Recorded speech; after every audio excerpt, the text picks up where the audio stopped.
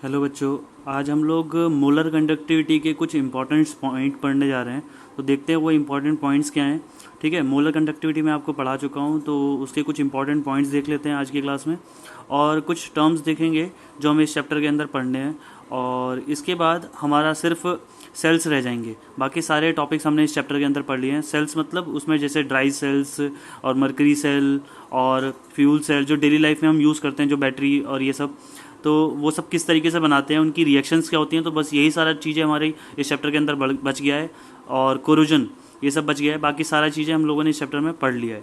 ठीक है, तो आज हम इस टॉपिक को कंप्लीट करते हैं, थ्योरी वाला पार्ट, ताकि अब हमारे मोस्ट ऑफ टॉपिक इस चैप्टर में ख़त्म हो जाए। ठीक है, तो आगे बढ़ते हैं और इन टर्म्स को एक बार समझते हैं किस तरीके से ये टर्म्स यूज़ करनी है। तो आज जो इंपॉर्टेंट रीजंस हम लोग पढ़ने वाले हैं उसके अंदर जो पहला पॉइंट है वो ये है variation of conductivity with concentration. मतलब कंडक्टिविटी का वेरिएशन किस तरीके से होता है कंसंट्रेशन के साथ। तो देखते हैं हम सारी चीज़ें और फिर उसके बाद आगे एक एक करके इन सब चीज़ों को पढ़ेंगे। तो चलो देखते हैं क्या है पॉइंट। और इसमें देखो ये है, एक बार पहले मैं आपको पढ़ के समझा देता हूँ ताकि आपको ये जो पॉइंट लिखा है ये पूरा समझ में आ जाए कि किस तरीके से ये वर्क करता है। तो लिखा है with decrease in concentration, that is on dilution number of ions per unit volume decreases।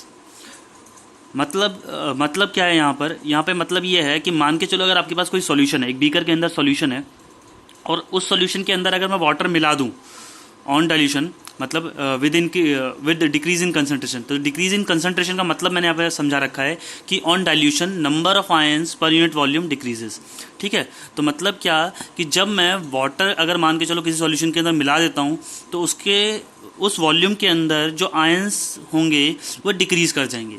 तो लिखा है ऑन डाइल्यूशन मतलब वाटर को मिलाने के बाद number of ions per unit volume decrease. तो number of ions per unit volume क्या कर जाएंगे, डिक्रीज कर जाएंगे। ठीक है, hence current carrying particles per unit volume decreases.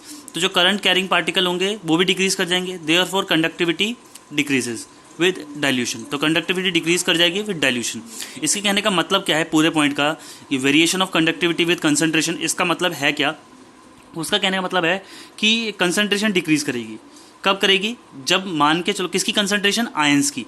कैसे, अगर मान के चलो कोई बीकर है, मैं फिर से आपको एक बार समझा देता हूँ। अगर मान के चलो कोई बीकर है, उसके अंदर अगर मैं पानी ऐड करता हूँ तो उस पानी के ऐड करने के बाद यहाँ पे क्या होगा, यहाँ पे ये होगा कि जो उसके आयंस होंगे वो कम हो जाएंगे। मतलब सॉल्यूशन जो भी होगा उसके आयंस कम हो जाएंगे। जब उसके आयंस कम हो जाएंगे पर यूनिट वॉल्यूम के अंदर तो कंसंट्रेशन डिक्रीज कर जाएगी ना, क्योंकि वाटर बढ़ गया है। तो on dilution volume number of ions per unit volume decreases. Hence क्या होगा कि जब आयंस कम हो जाएंगे तो इसका मतलब वो करंट कैरिंग पार्टिकल्स, क्योंकि आयंस को ही तो करंट कैरिंग पार्टिकल्स बोलते हैं, तो इसका मतलब आयंस कम हुए तो इसका मतलब current carrying particles per unit volume वो भी डिक्रीज कर गए। आयंस डिक्रीज कर गए, करंट कैरिंग पार्टिकल्स भी डिक्रीज कर गए। तो जब करंट कैरिंग पार्टिकल ही डिक्रीज कर गए तो कंडक्टिविटी कैसे बढ़ेगी, कंडक्टिविटी भी डिक्रीज कर जाएगी। क्योंकि कंडक्टिविटी मतलब क्या होता है, movement of charge particle. Conductivity क्या होता है, मूवमेंट ऑफ चार्ज पार्टिकल। जब चार्ज पार्टिकल का मूवमेंट ही नहीं होगा, जब चार्ज पार्टिकल ही कम हो जाएंगे तो इसका मतलब कंडक्टिविटी क्या करेगी, डिक्रीज कर जाएगी विद डाइल्यूशन। तो कंडक्टिविटी डिक्रीजेज विद डाइल्यूशन। तो चार्ज ओके, तो ये पॉइंट मेरे हिसाब से आप लोगों को समझ में आ गया होगा। अब अगला पॉइंट हम देखते हैं। ये तो हमने कंडक्टिविटी विद कंसंट्रेशन का देखा। अगला पॉइंट है हमारा variation of molar conductivity with concentration. तो अब हम इसका वेरिएशन देखने वाले हैं कि मोलर कंडक्टिविटी का वेरिएशन कंसंट्रेशन के साथ कैसे होने वाला है। तो देखते हैं, लिखा है विद डिक्रीज इन कंसंट्रेशन। तो विद डिक्रीज इन कंसंट्रेशन का फिर से एक बार मतलब समझ लेते हैं। ऑन डाइल्यूशन मतलब जैसे ही मैं सॉल्यूशन के अंदर पानी डालूंगा, inter ionic force of attraction decreases. Inter ionic force of attraction decreases. अब इसका मतलब क्या है, इस लाइन का मतलब क्या है, इस लाइन का मतलब यह है कि मान के चलो कोई सॉल्यूशन था मेरे पास, जैसे ये मैंने एग्जांपल ले रखा है, यहाँ पे कोई सॉल्यूशन है। अब जब तक इस सॉल्यूशन में मैंने वाटर नहीं मिलाया तो ये क्या था, पार्टिकल्स जो थे वो पास पास थे। तो जब तक पार्टिकल पास पास थे तो इसका मतलब क्या था कि इसके अंदर फोर्स ऑफ अट्रैक्शन ज़्यादा थी। लेकिन जैसे ही मैंने डाइल्यूशन कर दिया, ऑन डाइल्यूशन करने के बाद अब जो पार्टिकल हैं वो दूर दूर हो गए। तो जब पार्टिकल दूर दूर हो गए तो उनके बीच में फोर्स ऑफ अट्रैक्शन क्या हो जाएगी, कम हो जाएगी, डिक्रीज कर जाएगी। तो वही मैंने यहाँ पे लिखा है कि with decrease in concentration, that is मतलब इसका मतलब ये है कि on dilution inter ionic force of attraction decreases. तो inter ionic force of attraction decrease कर जाएगी जब डाइल्यूशन होगा। Hence mobility of ion increases. तो इसका मतलब यहाँ पर इस सॉल्यूशन के अंदर देखो कि अगर फोर्स ऑफ अट्रैक्शन ज्यादा होगी तो आयंस कम मूव कर पाएंगे, और यहाँ पे अगर जैसे ही फोर्स ऑफ अट्रैक्शन कम होगी आयंस ज्यादा मूव कर पाएंगे। यहाँ पे देखो आयंस थोड़े कम है, तो इसका मतलब यहाँ पे मोबिलिटी ज़्यादा होगी, तो मोबिलिटी इंक्रीज कर जाएगी। Therefore molar conductivity increases with dilution. तो मतलब क्या है कि मोलर कंडक्टिविटी इंक्रीज करती है डाइल्यूशन के साथ, जबकि कंडक्टिविटी डिक्रीज करती है डाइल्यूशन के साथ। तो ये दो चीज़ें हैं जो आपको समझनी है कि कंडक्टिविटी डिक्रीजेज विद डाइल्यूशन और molar conductivity increases with dilution. तो मोलर कंडक्टिविटी आपका इंक्रीज करता है डाइल्यूशन के साथ, और आपका जो कंडक्टिविटी है वो डिक्रीज करता है डाइल्यूशन के साथ। तो ये दो कंडक्टिविटी और मोलर कंडक्टिविटी के क्या थे, टॉप थ्योरीज थी जो आपको समझनी थी, वो मैंने आपको इन दोनों टॉपिक्स में समझा दी है। अब ये किस पे डिपेंड करते हैं और किस इक्वेशन की वजह से हमें ये पता लगता है, अब हम आगे ये देखते हैं। तो देखते हैं चलो वो इक्वेशन। बच्चों दिस इज द इक्वेशन जिसकी मदद से हम एक्सप्लेन करते हैं दोनों थ्योरी को, और इस इक्वेशन का जो नाम है वो है डेबाई हाकल्स इक्वेशन। ये दो साइंटिस्ट थे, डेबाई और हाकल्स, इन दोनों ने मिलकर एक इक्वेशन बनाई थी। ठीक है, अब ये इक्वेशन क्या है, lambda C is equals to lambda naught is minus A under root C. तो दिस इज द इक्वेशन। ठीक है, अब इस इक्वेशन में टर्म्स क्या क्या है वो मैं आपको समझा देता हूँ। लैम्डा सी क्या है, अच्छा ये जो इक्वेशन है ये एक्सप्रेशन बस आपको समझने के लिए है, इसका कोई डेरिवेशन आपको नहीं आएगा और पेपर में भी इसका कोई यूज नहीं है, बस टर्म्स आपको पता होनी चाहिए और ये फॉर्मूला नोन होना चाहिए। हायर स्टडीज में इस फॉर्मूले का बहुत यूज है। जब आप केमिकल सीरीज का या इलेक्ट्रोकेमिस्ट्री का यूज सीखोगे आगे तो इसका बहुत यूज है, और हायर कॉम्पिटिटिव एग्जाम्स में भी इसके बारे में बहुत पूछा जाता है, तो इसलिए ये आपके इंपॉर्टेंट है। बाकी सीबीएसई पॉइंट ऑफ व्यू से ज़्यादा इंपॉर्टेंट नहीं है, बट इसकी कुछ टर्म्स हैं वो थोड़ी इंपॉर्टेंट है, तो वो हमें पढ़नी है, इसलिए मैं इस टॉपिक को आपको समझा रहा हूँ। जैसे लिमिटिंग मोलर कंडक्टिविटी इसके अंदर एक पॉइंट है जो आपको आना चाहिए, तो इसलिए मेरे को ये फॉर्मूला आपको कराना पड़ रहा है। ठीक है, तो ये फॉर्मूला एक बार देख लेंगे। तो लैम्डा सी ये क्या है, molar conductivity eight given concentration. मतलब मान के चलो एक ये लैम्डा क्या है आपका, मोलर कंडक्टिविटी है, और लैम्डा सी क्या है, एट ए गिवन कंसंट्रेशन। किसी दी हुई कंसंट्रेशन पे जो मोलर कंडक्टिविटी होगी उसे लैम्डा सी बोलेंगे। लैम्डा नॉट क्या होता है, लिमिटिंग मोलर कंडक्टिविटी। अच्छा, लिमिटिंग मतलब क्या होता है, जब इनफाइनाइट डाइल्यूशन होता है, जब किसी भी जब इनफाइनाइट डाइल्यूशन मतलब अपने हिसाब से कितना भी डाल दो, कितना भी डाइल्यूशन कर दो, तो मतलब इनफाइनाइट डाइल्यूशन हो गया। तो जब भी इनफाइनाइट डाइल्यूशन होता है तो उसे लिमिटिंग मोलर कंडक्टिविटी बोलते हैं। क्या बोलते हैं, लिमिटिंग मोलर कंडक्टिविटी। तो उसको और करके भी मैंने लिखा है कि molar conductivity eight infinite dilution. तो गिवन डाइल्यूशन पे होगा तो लैम्डा सी होगा, और इनफाइनाइट डाइल्यूशन पे होगा तो that is called limiting molar conductivity. तो लैम्डा नॉट को लिमिटिंग मोलर कंडक्टिविटी कहते हैं, और क्या कहते हैं, molar conductivity eight infinite dilution. तो ये सारी चीजें, सी का मतलब आपका कंसंट्रेशन है और ए आपका कांस्टेंट है, तो यहाँ पे ए कांस्टेंट यूज किया है, बाकी सारी चीजें मैं आपको बता चुका हूँ। अब आगे हम इसका एक ग्राफ देख लेते हैं, ताकि ग्राफ की मदद से हमें समझ में आ जाए कि इस इक्वेशन में क्या क्या चीजें हमें पता लगेंगी। तो बच्चों यहाँ पे देखो, यहाँ ये इक्वेशन है और इस इक्वेशन का मैंने यहाँ पे ग्राफ बना रखा है। तो अभी मैं आपको 2 मिनट में समझाता हूँ ये ग्राफ क्या है, और ये ग्राफ में ये जो स्ट्रॉन्ग इलेक्ट्रोलाइट है, ये वीक इलेक्ट्रोलाइट, ये क्या क्या है और ये सब चीज़ें क्या हैं, ये तो सारी एक एक करके समझाता हूँ। This is the Y axis, this is the C, and this is M and X. This is the equation of straight line. अब मैं अगर इसको ये मान के चलूँ ये इक्वेशन ऑफ स्ट्रेट लाइन है, तो वाई एक्सिस पे क्या होगा मेरा, लैम्डा सी, और लैम्डा सी को molar conductivity eight given concentration कहते हैं, तो मैंने यहाँ पे लिख दिया दिस इज वाई एक्सिस। अब आपका लैम्डा नॉट क्या है, सी, दिस इज कॉल्ड इंटरसेप्ट। मतलब कि जो स्लोप है, ये जो दिस इज कॉल्ड स्लोप, ये स्लोप जहां पर भी वाई एक्सिस को कट करेगा दैट इज कॉल्ड इंटरसेप्ट, उसे इंटरसेप्ट कहा जाता है। ठीक है बच्चों, और यहाँ पे एक्स एक्सिस पे क्या है, कंसंट्रेशन, अंडर रूट कंसंट्रेशन। तो यहाँ पे मैंने देखो एक्स एक्सिस पे क्या लिख रखा है, अंडर रूट कंसंट्रेशन। ठीक है, तो अब हमें लैम्डा एम और अंडर रूट कंसंट्रेशन की रिस्पेक्टिव में ग्राफ बनाना है। तो इन दोनों का ग्राफ बनाते हैं और देखते हैं कि ग्राफ कैसे बनेगा। स्ट्रॉन्ग इलेक्ट्रोलाइट का ग्राफ हमेशा नेगेटिव होता है और इसका भी ग्राफ नेगेटिव ही होता है, बट ये क्या होता है, स्ट्रेट लाइन फॉलो करता है नेगेटिव डायरेक्शन में, और ये डिक्रीजिंग फॉर्म में करता है। तो ये किस तरीके से करता है, तो इनकी थ्योरीज भी मैंने एक्सप्लेन कर रखी हैं, तो दोनों की थ्योरीज आगे चल के देखते हैं, ताकि आपको ये ग्राफ थोड़ा सा और एक्सप्लेनेटरी हो और समझ में आए कि इसके अंदर क्या क्या चीज़ें देखनी है। ओके, तो समझते हैं इस ग्राफ को। लिखा है with decrease in concentration molar conductivity increase. मतलब कि आप ये देखो कि जब मैं डिक्रीज कर रहा हूँ, मतलब जब मैं कंसंट्रेशन बढ़ा रहा हूँ, तो आपका जो मोलर कंडक्टिविटी है, this is called molar conductivity, वो डिक्रीज कर रहा है। चाहे दोनों केस में देख लो, वीक इलेक्ट्रोलाइट के केस में देख लो, चाहे स्ट्रॉन्ग इलेक्ट्रोलाइट के केस में देख लो। देखो जब मैं कंसंट्रेशन इंक्रीज कर रहा हूँ तो यहाँ पे देखो स्ट्रॉन्ग इलेक्ट्रोलाइट का भी मोलर कंडक्टिविटी डिक्रीज कर रहा है और वीक इलेक्ट्रोलाइट का भी मोलर कंडक्टिविटी डिक्रीज कर रहा है। तो वो यही बोल रहा है कि with decrease in concentration molar conductivity increases. तो मोलर कंडक्टिविटी क्या इंक्रीजेस? तो कंसंट्रेशन जब डिक्रीज करेगा तो मोलर कंडक्टिविटी इंक्रीज करेगा। और यहाँ पे क्या कर रहा है? कंसंट्रेशन इंक्रीज कर रहा है और मोलर कंडक्टिविटी, कंसंट्रेशन इंक्रीज कर रहा है, मोलर कंडक्टिविटी डिक्रीज कर रहा है। तो यहाँ पे जो स्टेटमेंट लिखी है मैंने उल्टी लिखी है। ठीक है बच्चों, उल्टा क्यों लिखा है? क्योंकि बिकॉज बुक के हिसाब से लिखा है। ठीक है, तो यहाँ पे बुक किस तरीके से फॉलो करता है? बुक इस तरीके से फॉलो करता है। बुक यहाँ से इस तरफ आता है।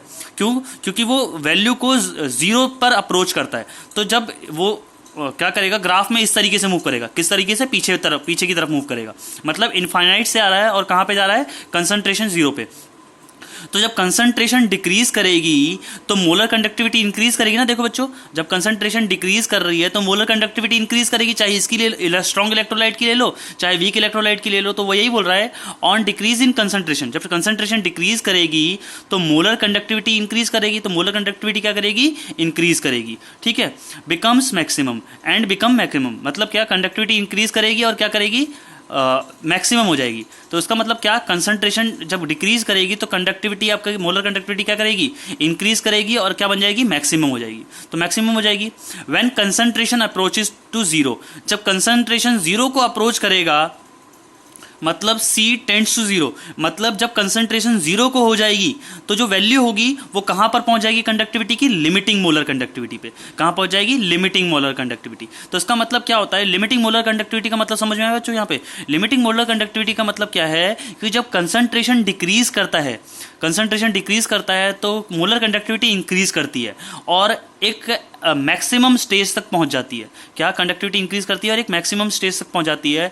और क्या होता है कि जब क्या होता है कि कंसंट्रेशन आपको जीरो, जब अब कंसंट्रेशन आपकी जीरो को अप्रोच करने लग जाए ऐसे टाइम पे, मतलब क्या? क्योंकि क्या है? कंसंट्रेशन आप रेगुलरली डिक्रीज करते जा रहे हो और आपका कंडक्टिविटी इंक्रीज करता जा रहा है। एक टाइम ऐसा आएगा ना कि जब कंसंट्रेशन आपकी बिल्कुल जीरो हो जाएगी। जब कंसंट्रेशन आपकी बिल्कुल जीरो हो जाएगी तो उस समय पे आपका जो वैल्यू आएगा वो लिमिटिंग मोलर कंडक्टिविटी होगा। उस समय पे आपकी जो वैल्यू होगी वो क्या हो जाएगी? Limiting molar conductivity. मतलब आपने कंसंट्रेशन डिक्रीज करते जा रहे हो।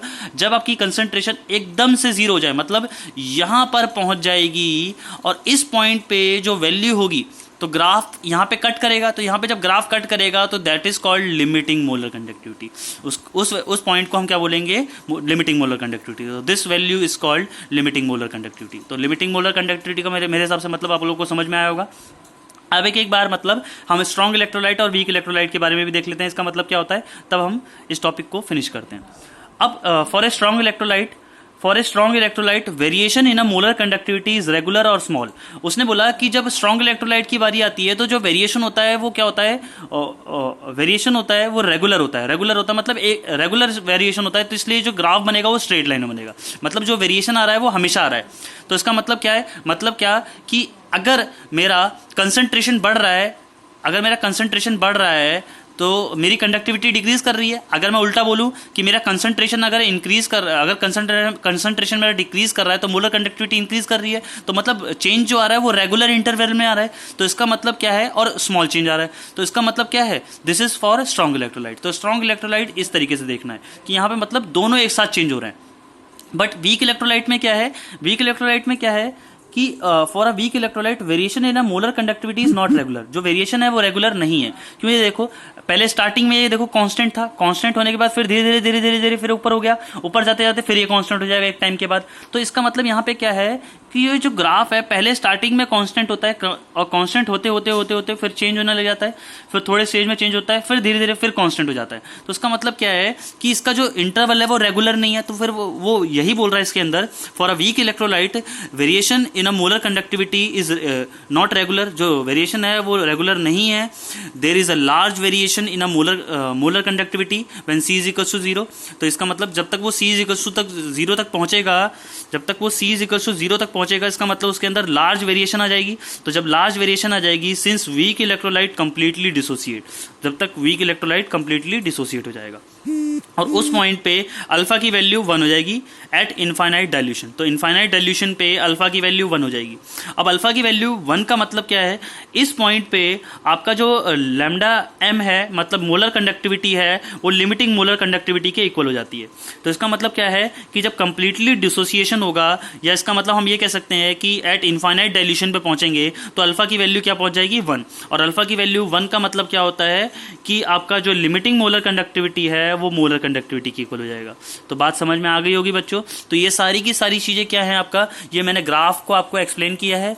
यहाँ पे क्या है, ये लिमिटिंग मोलर कंडक्टिविटी को समझा रहा है, यहाँ पे ये स्ट्रॉन्ग इलेक्ट्रोलाइट को समझा रहा है, और यहाँ पे ये वीक इलेक्ट्रोलाइट को समझा रहा है। स्ट्रॉन्ग इलेक्ट्रोलाइट आपका रेगुलर इंटरवल को फॉलो करता है, वीक इलेक्ट्रोलाइट आपका नॉट रेगुलर इंटरवल को फॉलो करता है, क्योंकि वो स्टार्टिंग में कांस्टेंट होता है, जब वो डिक्रीज करता है फिर थोड़ा सा इंक्रीज, फिर डिक्रीज करता रहता है, फिर थोड़ा थोड़ा फिर कांस्टेंट हो जाता है। मतलब क्या कि यहाँ पे कांस्टेंट है स्टार्टिंग में, फिर यहाँ पे बाद में कांस्टेंट है, तो इसका मतलब ये रेगुलर नहीं है, ठीक है। और वेरिएशन इसके अंदर बहुत लार्ज है, मतलब बहुत टाइम तक चलता रहेगा, ठीक है बच्चों। तो मेरे हिसाब से आपको आज की वीडियो समझ में आई होगी, और आज मैंने मोलर कंडक्टिविटी का सारा टॉपिक खत्म कर दिया है। तो ये कंडक्टिविटी के कुछ टॉपिक्स हैं जो मैंने फिनिश कर दिए हैं।